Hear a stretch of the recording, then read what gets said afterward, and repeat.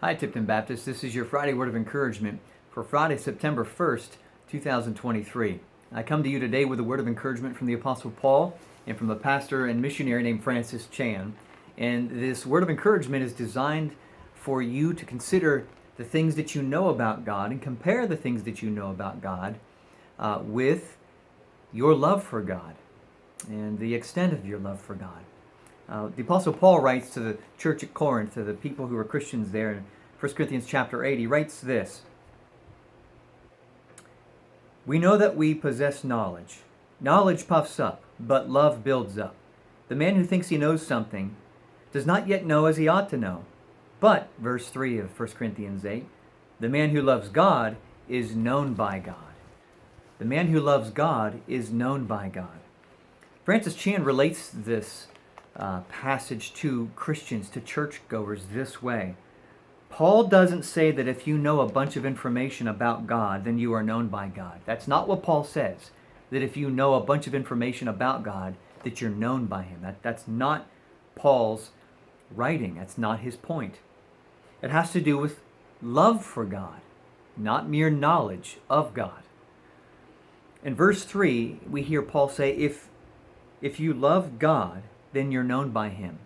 If you love God, then you're known by him. It's an if-then. Not if you know about God, then you're known by him. It's not what it says. It says if you love God, then you are known by God. Francis Chan goes on to say this: it's not about information. This relationship with God's not about information. But when love is attached to knowledge, then it actually creates something. It creates a relationship. When love is attached to knowledge, it creates something. When you love God, when you don't only know all the facts that you can know about him, when you don't merely understand some truths about him, but you actually love him, that's what signals that there's a relationship with him. When you love him, you are known by him and therefore are in a relationship with him. I think we are a people who have access to probably more teaching about God and more knowledge about God than maybe any other generation in the history of the earth. And so, therefore, we do grab on to things that we can learn about God, about his teachings of Christ, and his various teachings of the faith of Christians and the church and histories and all these different subject matters that we can learn about and study that are around about God or surrounding the things of God. And that's all well and good, but gaining the knowledge in and of itself does not signal that you have a relationship with him. Well, okay, you might say to yourself, I understand that. So what? Learning about God alone, gaining knowledge about him, having a kind of knowledge about God, and even so much as chapter and verse quoting of the Bible, that's all well and good, but that does not mean you have love for him. It does not mean that you're engaged in a relationship with God in such a way that you live out the relationship with people in a way that they are experiencing love from God through you, the one who loves God and is the connection between this person that you know and God. Love for God is what signals that you are known by him, that he knows you. Love for him, not mere knowledge. So I want to encourage you. If you know chapter and verse, great. A lot of people have chapters and verses memorized. Problem is, a lot of people will take their knowledge and their memory of chapter and verses of the Bible and they'll beat other people on the head with it, particularly people who are wrestling with their surrender to God, namely people in social groups or in current hot button issue groups like people of alternative lifestyles, people with sexuality and transgender issues. You'll find a lot of Bible thumping quote Christians banging them on the head with chapter and verse. Before you start touting your knowledge to people in your life, love God and let him work through you in a way that he can, only he can, in a relationship. And let him invite people that you're encountering and that you want to quote your knowledge to. Let God draw them in such a way that they begin asking you about God, and therefore you get a chance to share the knowledge that God has granted you. Loving God is what signals a relationship with God, not mere knowledge. So make this be an encouragement. Ask God, do I love you, God, the way that you've intended for me to love you?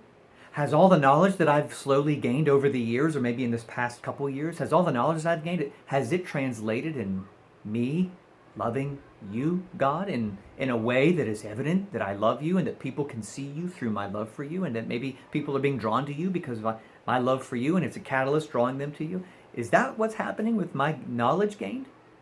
And if not, why not?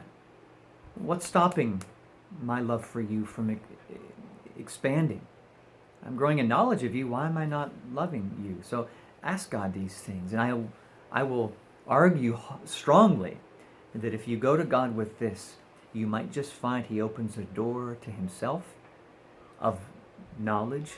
He opens a door to Himself in a way and with something that you perhaps haven't seen yet, or maybe haven't seen in a long time. And the image that He gives you of Himself is one that you are captivated by and that you grow in affection for Him because of. And your love is restoked for the Lord because you started asking these questions of yourself to the Lord. So I would strongly suggest and encourage you to do that. So God, I have a knowledge of you, but do I love you? Is my knowledge of you causing me to grow in love with you? And see what God will do with that. So I encourage you, be thinking of these things. See what Paul wrote to those Christians in Corinth in 1 Corinthians 8. Consider what Francis Chan was highlighting about Paul's note. And then ask God about yourself. Do I just know about you, God, or am I really growing in love with you? There's your word of encouragement for Friday, September 1st. I hope that it is edifying to you and that you grow in a relationship with the Lord because of faith in Christ due to this word from his book. So Sunday we're going to be in our third week of our series, The Necessity of Christian Education. I invite you out. Christian education, week 1 we learned that it introduces God. And the second week we learned that Christian education includes the gospel. It includes news about God. And this week, week 3, third corner of our 4-corner structure of Christian education, week 3 is Christian education impacts the world. It is meant to impact the world. And that's where we're going to go this week. So I hope you can make it. I think you'll find it encouraging and uplifting and inspiring, because that's what this message that impacts the world is. Very inspiring. So I hope to see you Sunday morning. And until then, stay in the Word.